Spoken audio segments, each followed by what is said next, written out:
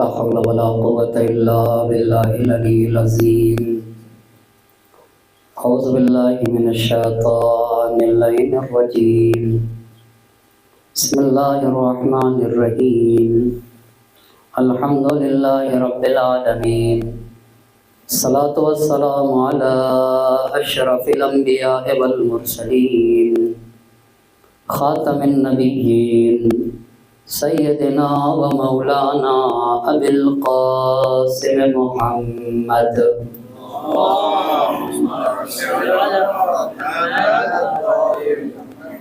وعلى اہل بیتہ الطیبین الطاہرین المعصومین ولعنۃ اللہ علی اعدائهم اجمعین. اما بعد فقد قال اللہ سبحانہ تبارک و تعالی بکتابہ الحکیم وقولہ الحق. بسم اللہ الرحمن الرحیم. یا ایہا الذین آمنوا استجیبوا للہ وللرسول اذا دعاکم لما یحییکم. صلوات علی محمد.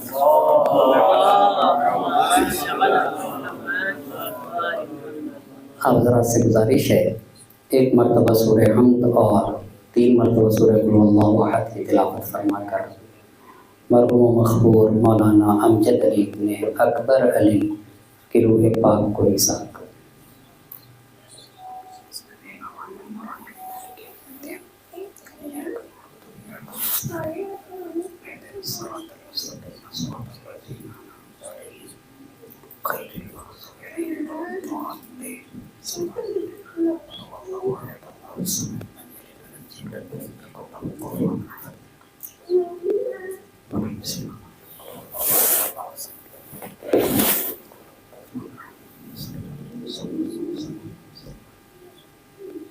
ایک مرتبہ مل جل کر محمد اور آل محمد پہ صلوات بھیجتے ہیں.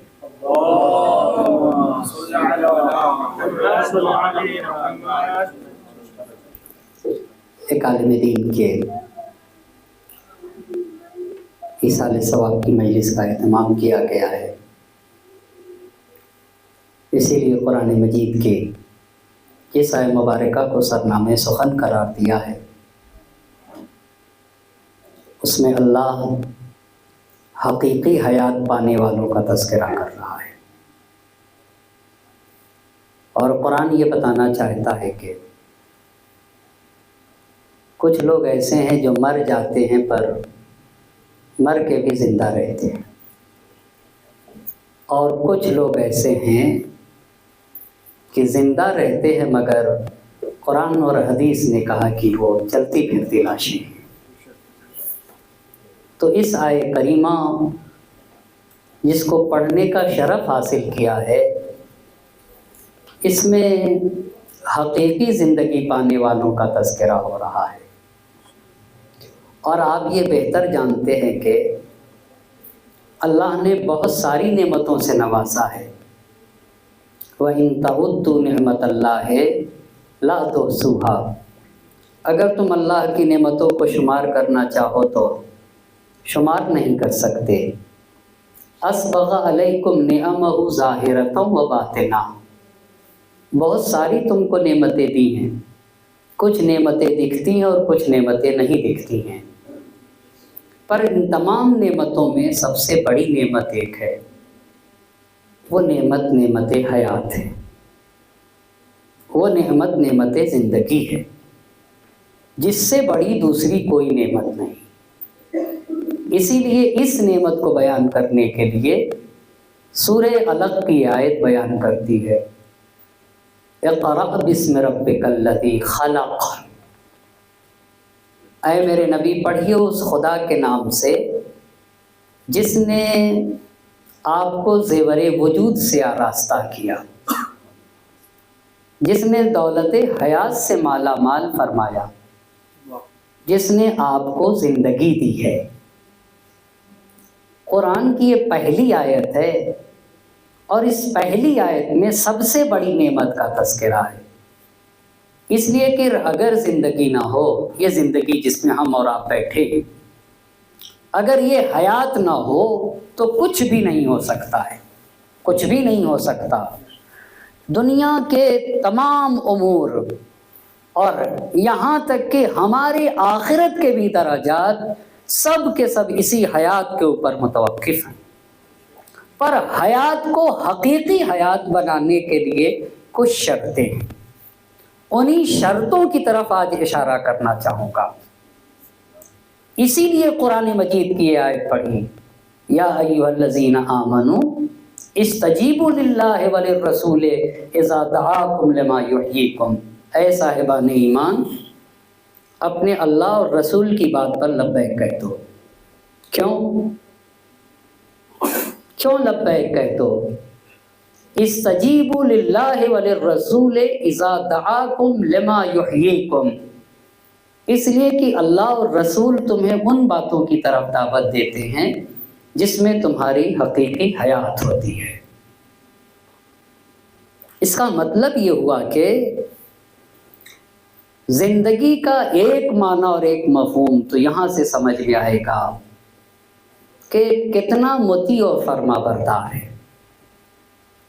استجیبوا للہ وللرسول اذا دعاکم لما یحییکم، جس کو دین سے تعبیر کیا گیا، جس کو دینداری سے تعبیر کیا گیا، ایک انسان کے اندر جتنی دینداری ہے وہ اتنی ہی حیات پائی جاتی ہے۔ جتنا اللہ اور رسول کا مطیع و فرما بردار ہے اتنی ہی اس کے اندر زندگی پائی جاتی ہے۔ اسی کو قرآن کی اس آیت میں کہا، یا ایھا الذین آمنوا استجیبوا للہ وللرسول اذا دعاکم لما یحییکم۔ بس حقیقی حیات پانے کے لیے پہلی شرط ہے دیدار ہونا، اللہ اور رسول کا مطیع و فرما بردار ہونا۔ ایسے لوگ دنیا سے چلے بھی جاتے تب بھی زندہ رہا کرتے، ان کا کردار زندہ رکھتا انہیں، ان کی پاکیزگی انہیں زندہ رکھتی ہے۔ یہ ایک پہلی بات۔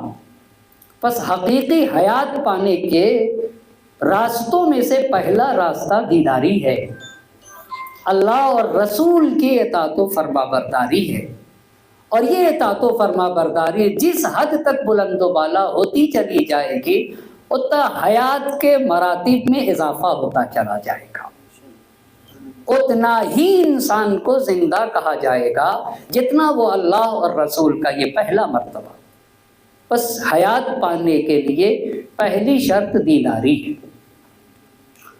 دوسری بات ایک حیات کے لیے وہ یہ ہے کہ آپ ذرا غور کریے، جب ہم علم کلام میں آ کر حیات کی بحث کرتے اور زندگی کی بحث کرتے اور کہتے کہ خدا حی ہے، خدا زندہ ہے، تو آپ علم کلام سے پوچھے گا کہ خدا کے زندہ ہونے کا مطلب کیا ہے، تو علم کلام آپ سے کہے گا خدا زندہ ہے، یہ نہیں کہے گا خدا کے لیے زندگی کو ثابت کر دو۔ کبھی علم کلام زندگی کو ثابت نہیں کرتا، زندگی کے اثرات کو ثابت کرتا ہے۔ آپ اثرات حیات کے ذریعے سے زندگی تک پہنچتے ہیں۔ میں مثال دیتا ہوں تو میری بات سمجھ میں آئے گی۔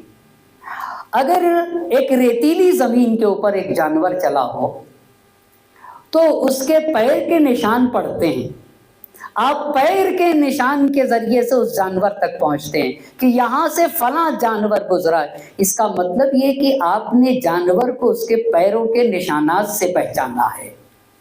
تو سوال یہ ہے کہ زندگی کی تعریف کیا ہے اور حیات کسے کہتے ہیں؟ تو علماء نے لکھا ہے کہ حیات ایک ایسی حقیقت کا نام ہے جس کی تعریف نہیں کی جا سکتی ہے، جس کی ڈیفینیشن نہیں کی جا سکتی ہے۔ تو بھائی پھر حیات کو پہچانیں گے کیسے؟ زندگی کو پھر کیسے پہچانیں گے؟ کہا زندگی کو اس کے اثرات کے ذریعے سے پہچانا جائے گا۔ اگر حیات ہے تو حیات کے اثرات بھی ہیں۔ اسی لیے علم کلام میں جب خدا کے لیے حیات کو ثابت کرنا ہوتا ہے تو کوئی بھی حیات کو ثابت نہیں کرتا، حیات کے اثرات کو ثابت کرتا ہے۔ حیات کے اثرات کیا ہے؟ علم کو آ کر ہم ثابت کرتے اور آ کر خدا کے لیے قدرت کو ثابت کرتے۔ یعنی اگر علم ثابت ہو گیا تو زندگی خود بخود ثابت ہو جائے گی۔ کیوں؟ اس لیے کہ حیات کے اثرات میں سے ایک اثر یہ ہے کہ اگر انسان کے یہاں زندگی پائی جاتی ہے تو علم ہوگا، زندگی پائی جاتی ہے تو علم ہوگا۔ علم حیات کے اثرات میں سے ایک ہے، ہم اثر کے ذریعے سے مؤثر تک پہنچتے ہیں۔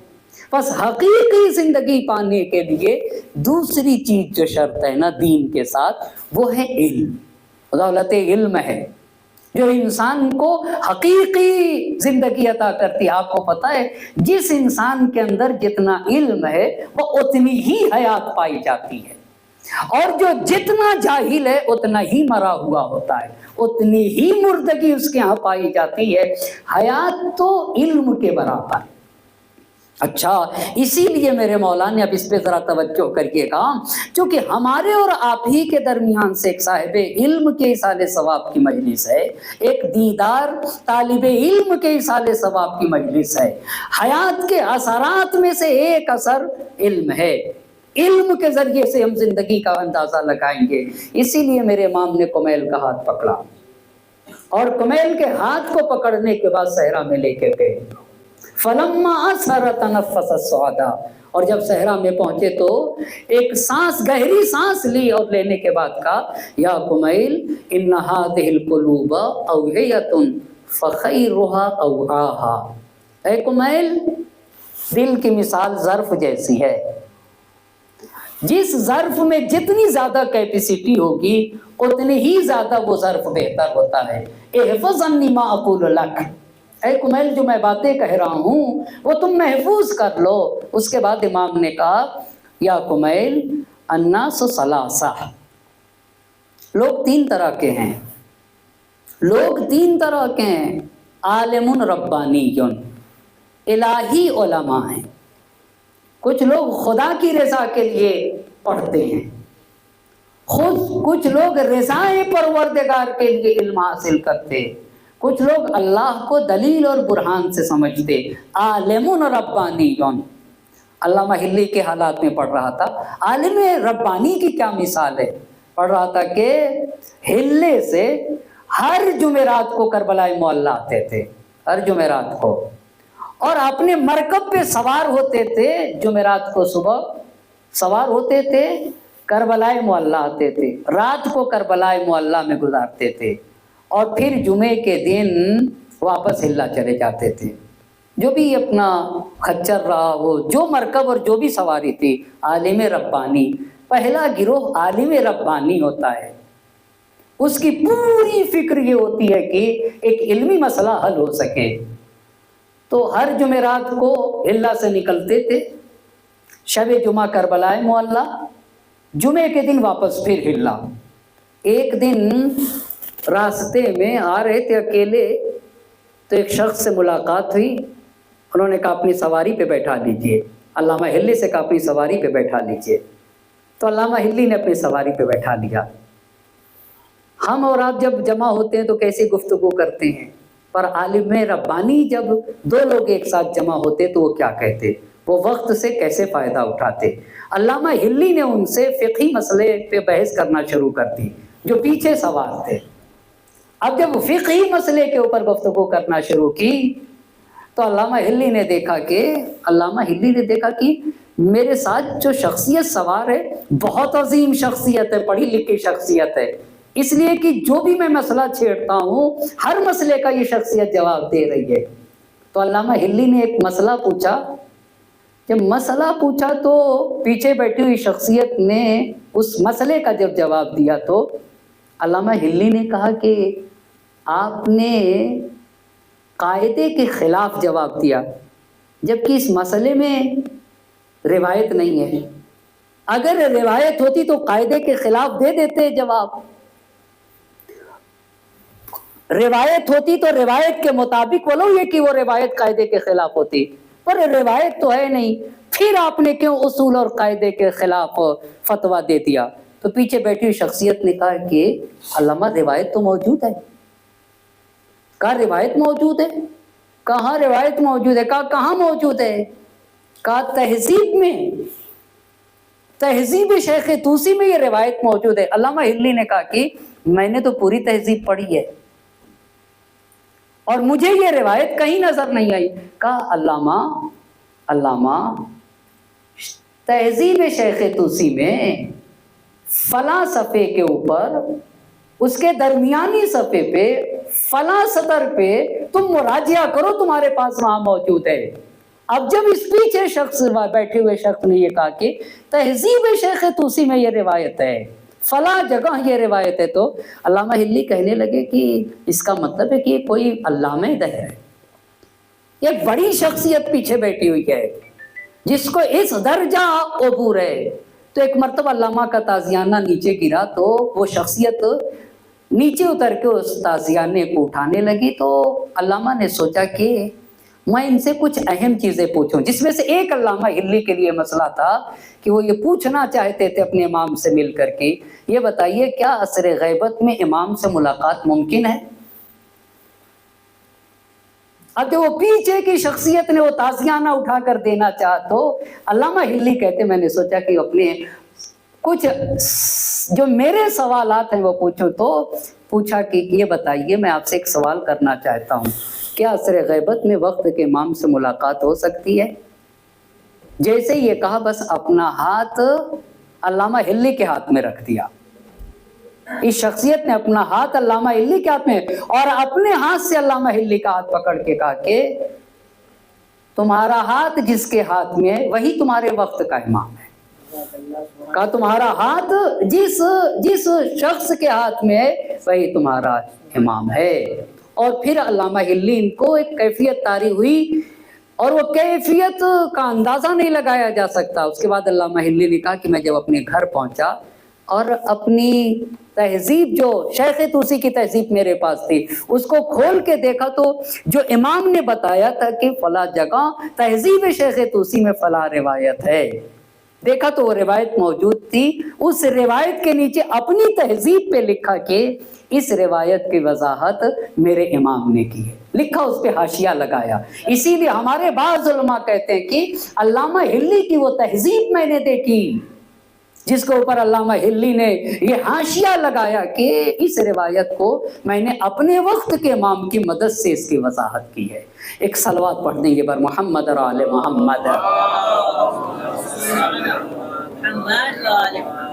بس یہ پہلی بات. اے کمیل الناس ثلاثہ، یہ عالم ربانی ہوتے ہیں، عالم ربانی ہوتے ہیں. عالم ربانی، عالم ربانی، یہ پہلا گروہ. دوسرا گروہ متعلم علی سبیل النجات، طالب علموں کا گروہ ہے جو نجات کے راستے کے اوپر ہے. تیسرا گروہ حمج رہاء اتباع کل نائق یمیلون مع کل رہن لم یستضیئوا بنور العلم ولم یلجؤوا الی رکن وثیق. تیسرے گروہ کو میرے امام نے کہا کہ حقیقی حیات علم سے ملتی ہے. تیسرے گروہ کو امام نے کہا کہ ان کی مثال مکھیوں مچھر جیسی ہے. آپ بہت ذرا غور کریے گا، آپ کو پتا ہے ایک مچھر میں استقلال نہیں آتا، ایک مکھی کی اپنی کوئی رائے نہیں ہوتی ہے. اسی لیے امام نے کہا کہ یمیلون مع کل رہن، ہر ہوا کے جھونکے کے اوپر بہ جاتے ہیں. اتباع کل نائق، ہر آواز اٹھانے والے کے پیچھے دوڑ پڑتے ہیں. اس کا مطلب ہے کہ علم انسان کے ہاں استقلال لے کر آتا ہے، علم انسان کو اپنے پیروں کے اوپر کھڑا کرتا ہے، علم انسان کے ہاں سے باتیں قدم لے کر آتا ہے، علم انسان کو حقیقی حیات دیتا ہے، حقیقی حیات دیتا ہے. اس کے بعد کہا کہ اس کی وجہ یہ ہے کہ ان کے مچھروں اور مکھیوں کی طرح ہونے کی وجہ یہ ہے کہ لم یستضیئوا بنور العلم، انہوں نے اپنے آپ کو نور علم سے آراستہ نہیں کیا. وَلَمْ يَلْجَوْا إِلَىٰ رُكْنٍ وَثِيقٍ، اور انہوں نے کوئی مستحکم ستون کا سہارا نہیں لیا. اس کے بعد امام نے کہا کہ العلم خیر من المال، علم مال سے بہتر ہے. لأن العلم يحرسك وأنت تحرس المال، علم تمہاری حفاظت کرتا ہے. علم کیسے حفاظت کرتا ہے انسان کی؟ علم انسان کی کیسے حفاظت کرتا ہے؟ آج تو بڑے بڑے پڑھے لکھوں کو جان کا خطرہ ہوتا ہے، اور یہ روایت کہہ رہی کہ العلم یحرسک. آپ انصاف سے بتائیے آپ انصاف سے بتائیے، انسان کے پیروں کی حفاظت کے لیے جوتے کی ضرورت نہیں؟ آنکھ کی روشنی کم ہو جائے تو چشمے کی ضرورت نہیں؟ کیا انسان کو لباس کی ضرورت نہیں؟ کیا انسان کو سائے کی ضرورت نہیں؟ تو یہ گھر کس نے بنایا ہے؟ یہ لباس کس نے بنائے؟ جوتے چپل کس نے بنائے؟ چشمہ کس نے بنایا؟ یہ سب کا سب علم ہے نا۔ العلم یحرس کا، لباس سے انسان کی حفاظت ہوتی ہے۔ آپ بتائیے 50 منزلہ بلڈنگ ہے نا، 50 منزل کی بلڈنگ ہے، اور 50 منزلہ بلڈنگ پہ پانی کا انتظام ہے، یہ کس نے پہنچا دیا؟ یہ کس نے پہنچا دیا؟ یہ علم کی برکت ہے نا۔ العلم یحرس کا، علم تمہاری حفاظت کرتا ہے۔ یہ چشمہ، یہ کپڑے، یہ لباس، یہ جوتے، یہ رہنے کے لیے گھر جہاں انسان گرمی اور ٹھنڈک سے محفوظ رہتا ہے، یہ کس کا صدقہ ہے؟ یہ کس کا صدقہ ہے؟ یہ سب کا سب، سڑکیں کس نے بنائی؟ گاڑیاں کس نے بنائی ہیں؟ یہ سب کے سب انسان کی خدمت میں۔ یہی یہ جملہ کہنا چاہتا ہے، العلم یحرس کا، علم تمہاری حفاظت کرتا ہے۔ وَأَنْتَ تَحْرُسُ الْمَالَ، اور تم مال کی حفاظت کرتے ہو۔ اور تم کیا کرتے ہو؟ مال کی حفاظت کرتے ہو۔ اس کے بعد کا منفعت المال تزول بزوالہ۔ آپ انصاف سے بتائیے گا، میرے بھی باپ ہیں، میرے باپ اگر دنیا سے جائیں گے اور پیسے چھوڑ کر جائیں گے تو کس کو ملے گا؟ آپ کو ملے گا یا ورثہ کو ملے گا؟ آپ بتائیں، ورثہ کو ملے گا نا۔ لیکن اگر ایک باپ پیسے کے ساتھ علم چھوڑ کر چلا جائے، ایک کتاب چھوڑ کر چلا جائے، تو کیا وہ کتاب صرف ورثہ تک محدود ہوتی ہے یا نہیں؟ پوری بشریت اس سے فائدہ اٹھاتی ہے۔ اسی لیے میرے امام نے علم میں کہا العلم وراثہ نہیں کہا تنہا، امام نے یہ نہیں کہا العلم وراثتن، وراثت کے ساتھ کا العلم وراثت کریمہ، کا وراثت کریمہ ہے۔ کیوں؟ پیسہ بھی وراثت ہے، علم بھی وراثت ہے، پر علم وراثت کریمہ کو کہا جاتا ہے۔ پیسہ وہ وراثت ہے جو ورثہ تک محدود رہ جائے، پر علم وہ وراثت ہے جو ورثہ کے حد سے آگے بڑھ کے بشریت کو فائدہ پہنچاتی ہے۔ ایسی وراثت کو علم کہا جاتا ہے۔ اس لیے میرے امام نے کہا علم وراثت کریمہ، کہا کہ منفعت المال تزول بزوال، پیسہ جب تک ہے اس وقت تک اس کا فائدہ ہوگا۔ بھئی آپ کے پاس پیسے ہیں تبھی تک تو فائدہ ہوگا، لیکن علم کی خاصیت یہ ہے کہ جانے والا چلا بھی جاتا ہے تب بھی اس کے علم سے فائدہ پہنچتا رہتا ہے۔ کتنے لوگ مر کے حیات کا سبب بن جاتے ہیں، مرنے کے بعد سے ان کا علم، ان کا کردار بشریت کو زندہ کرتا رہتا ہے۔ یا کمیل المال تنقص النفقہ، کھانے والے سے مال ختم ہو جاتا ہے۔ والعلم یزکو علی الانفاق، اور علم خرچنے سے بڑھتا رہتا ہے۔ اس کے بعد امام نے اپنے سینے کی طرف اشارہ کر کے کہا کہ انہا ہونا لعلما جما، یہاں پہ علم کا سمندر، ٹھاٹے مارتا ہوا سمندر ہے۔ لو کان وجدت لہو حملہ، اے کاش علی کو علم لینے والے مل جاتے، اے کاش مجھ علی کو مل جاتے جس کو میں علم سے سرفراز کر دیتا، جو اس علم کو اٹھا لیتے۔ پھر امام نے عجیب بات کہی، وجدت لہو لقنا غیر مأمون، کہا ہاں مجھے کچھ ایسے ملے کہ بات کو بہت جلدی لیتے ہیں، بہت تیزی سے سمجھتے ہیں، لیکن امین نہیں ہے۔ اس پہ بھی توجہ کریے گا۔ آپ کو پتا ہے عثمان بن سعید یہ 10ویں امام کے بھی نائب تھے، 11ویں امام کے بھی نائب تھے، اور ہمارے 12ویں امام کے بھی نائب تھے۔ احمد ابن اسحاق قمی نے 10ویں امام سے پوچھا تھا، آقا یہ بتائیے میں اپنے دین کو کس سے لوں گا؟ تو 10वें इमाम ने कहा कि उस्मान बिन सईद से ले लो, इसलिए कि उस्मान बिन सईद वही कहते हैं जो हम कहते हैं। ये 10वें इमाम ने कहा था, इस अमानत के इस दर्जे के ऊपर फायज हैं, कहा वो वही कहेंगे जो हम कहते हैं। फिर अहमद इब्न ईसा के कुम्मी 11वें इमाम के ज़माने में पहुंचे, 10वें इमाम की शहादत के बाद। उनसे भी यही सवाल किया कि आका अपने दीन को किससे लें? तो इमाम ने कहा उस्मान बिन सईद से लो ना, इसलिए कि उस्मान बिन सईद जिंदगी में भी हमारे अमीन है, हमारे मरने के बाद भी हमारे अमीन है। अजीब बात है, यानी वो जो कुछ कहेंगे वो हमसे कहेंगे, जो कुछ कहेंगे वो हमसे कहेंगे। आलिम को ऐसा होना चाहिए, आलिम को ऐसा होना चाहिए। इमाम कह रहे हैं कि हाँ मुझे मिले तो लकीनन गैर मामूनिन, बात को समझ लेता है पर अमीन नहीं है, अमीन नहीं है। यस्तामिलो आलत दुनिया आलत दीन फी दुनिया, दीन को जरिया बनाता है हुसूल दुनिया के लिए। ये पहला गिरोह का मिला तो जो बातों को जल्दी से समझ लेता है पर अमीन नहीं है, अमानतदार नहीं है, ये पहला गिरोह। दूसरा गिरोह इमाम ने कहा औ मुनकादन लिल हिकमा, दूसरा गिरोह मुझे मिला कि जो इल्म और हिकमत को चाहता तो है, दोस्त रखता है, कहता है इल्म बहुत अच्छी चीज है, हिकमत भी अच्छी चीज है, लेकिन ला बसीरत लहू फी अहनाए। इल्म और हिकमत का मकसद क्या है?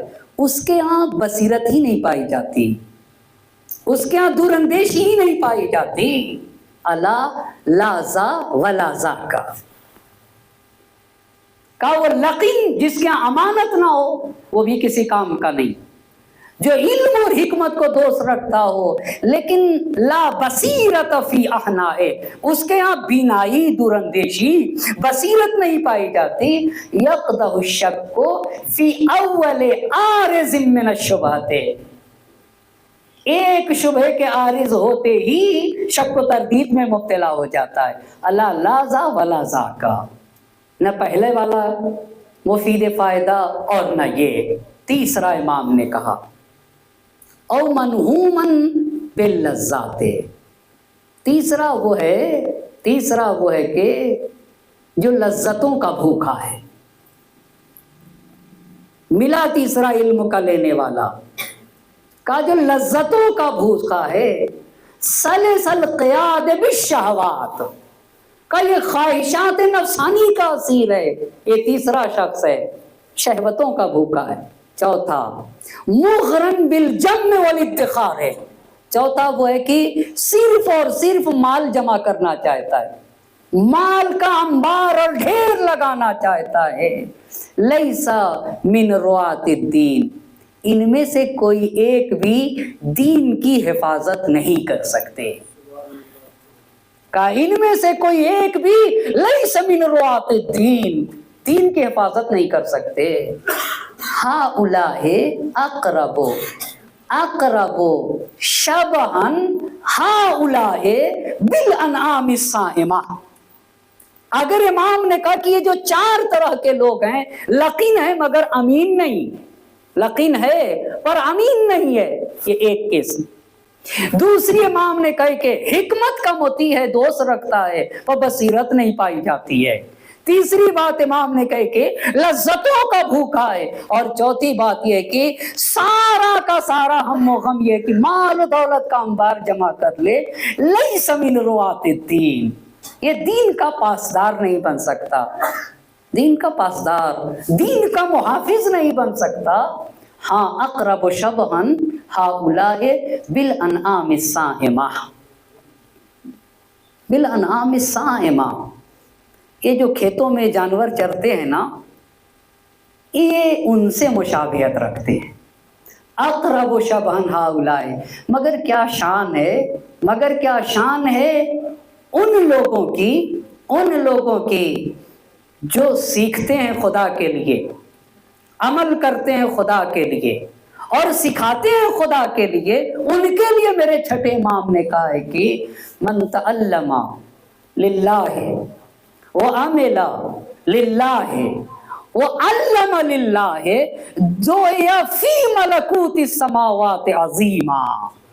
جو خدا کے لیے سیکھے اور خدا کی رضا کی خاطر عمل کرے وہ علم للہ ہے، اور سکھائے بھی خدا کی خاطر، دعیا فی ملکوت السماوات عظیما، اسے تو ملکوت سماوات میں عظیم کے نام سے یاد کیا جاتا ہے۔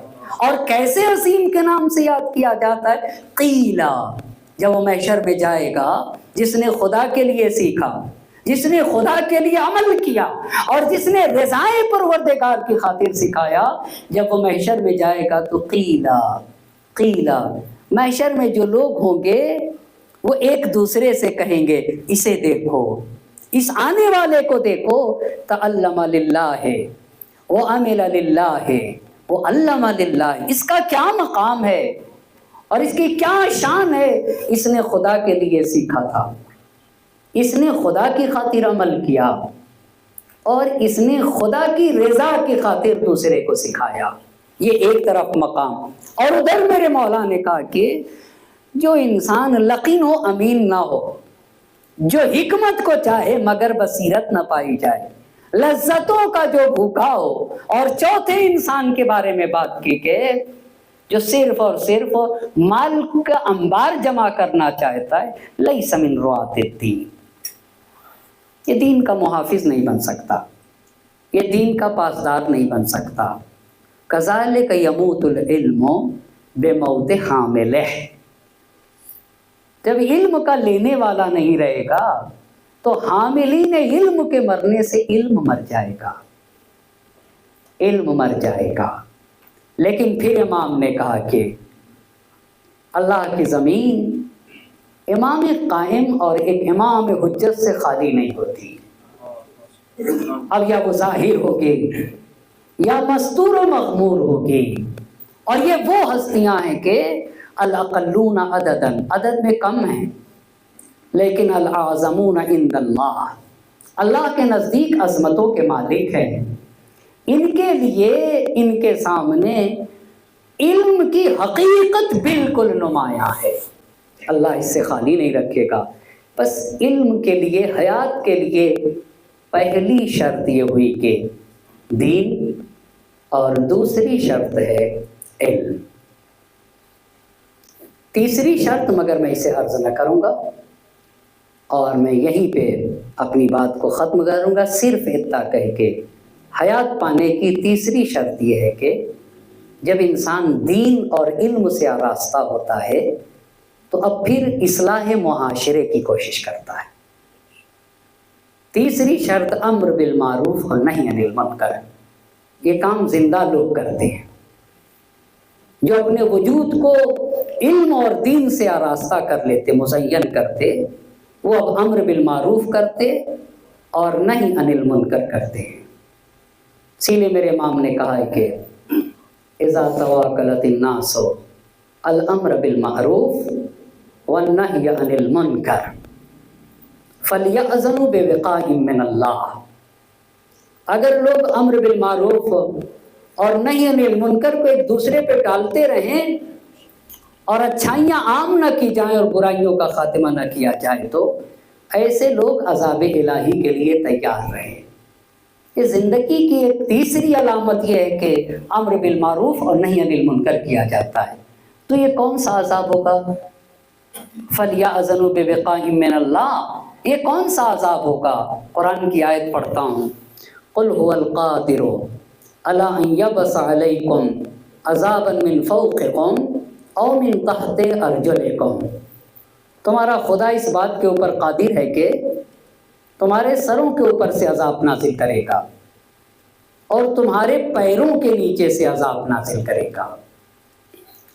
سروں کے اوپر سے عذاب نازل کرے گا، اس کا مطلب یہ ہوتا ہے کہ تم پر جو لوگ مسلط ہوں گے ان کے نزدیک بھی تمہاری کوئی آبرو نہ ہوگی، یہ ایک عذاب ہے۔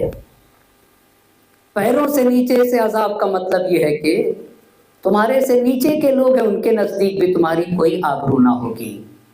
قُلْ هُوَ الْقَادِرُ عَلَىٰ أَن يَبْعَثَ عَلَيْكُمْ عَذَابًا مِّن فَوْقِكُمْ أَوْ مِن تَحْتِ أَرْجُلِكُمْ أَوْ يَلْبِسَكُمْ شِيَعًا، تمہیں ٹکڑے ٹکڑے کر دے گا، گروہوں میں بٹ جانا بھی یہ بھی عذاب ہے، یہ بھی عذاب ہے۔ یہ قرآن نے اسے عذاب کہا۔ بس حیات کی پہلی شرط دین، دوسری شرط علم، اور تیسری شرط ہے امر بالمعروف۔ اسی لیے قرآن نے کہا ان اللہ لا یغیر ما بقوم حتی یغیر ما بانفسہم۔ وقت میں گنجائش نہیں تو میں عرض کرتا یقیناً خدا کا یہ پیغام کہ ہم کسی قوم کے حالات کو اس وقت تک نہیں بدلتے جب تک کہ وہ قوم اپنے ارادے اور اپنے حالات کو نہ بدلے۔ بہت بڑا پیغام ہے، بہت بڑا پیغام ہے۔ امر بالمعروف بھی بہت بڑا پیغام ہے۔ سماج اور معاشرے میں کتنے لوگ غربت کی وجہ سے مر جاتے ہیں،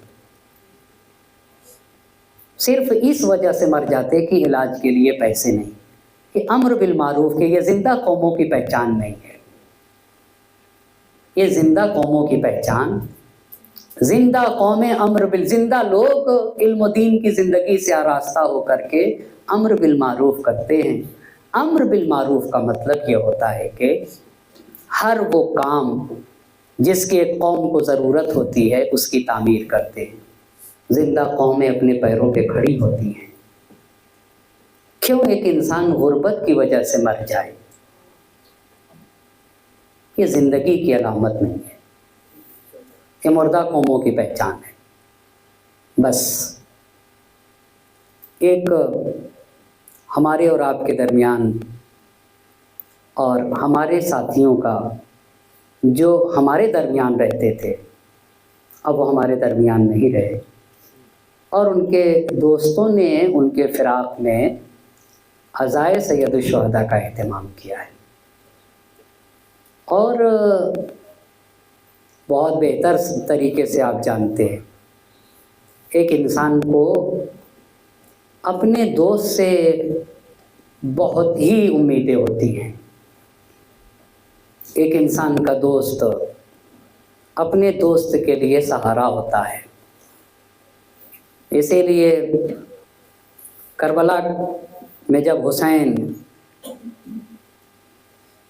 عالم غربت میں نرغ عادا میں گر گئے تو حسین نے اپنے وقت کے دوست، اپنے بچپن کے دوست حبیب ابن مظاہر کو خط لکھا، اس لیے کہ ایک دوست اپنے دوست کے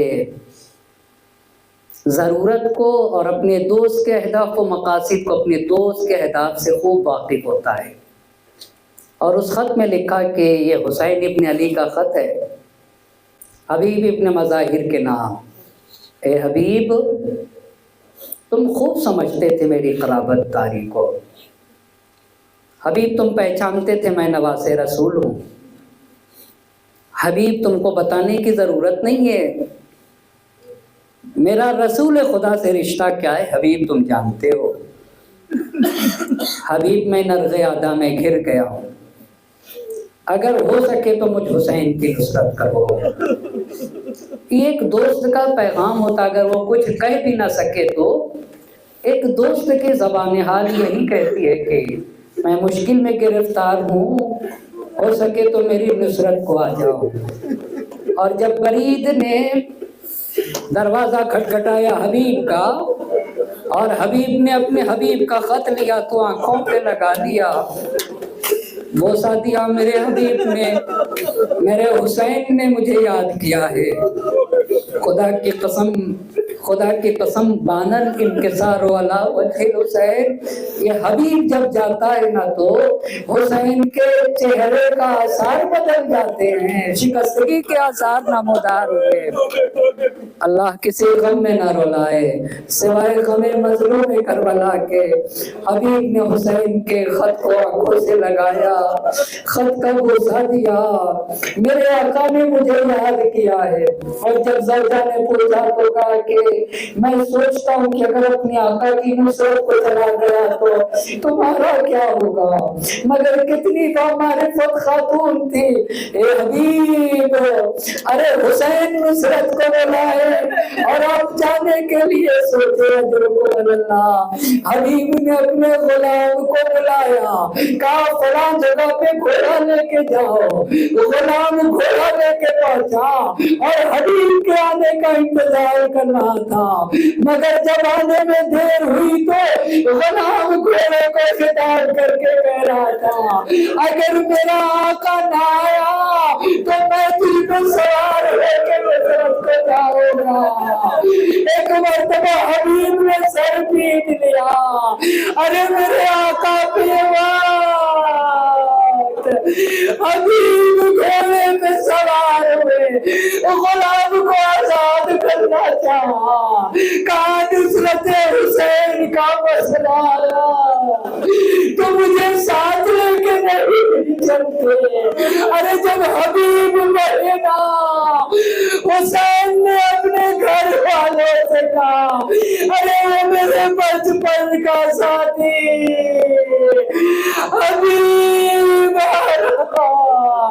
حبیب آئے. زینب نے فضا سے سلام کہلایا. حبیب نے سر پیٹ لیا. ہائے میرے آقا پہ مصیبت.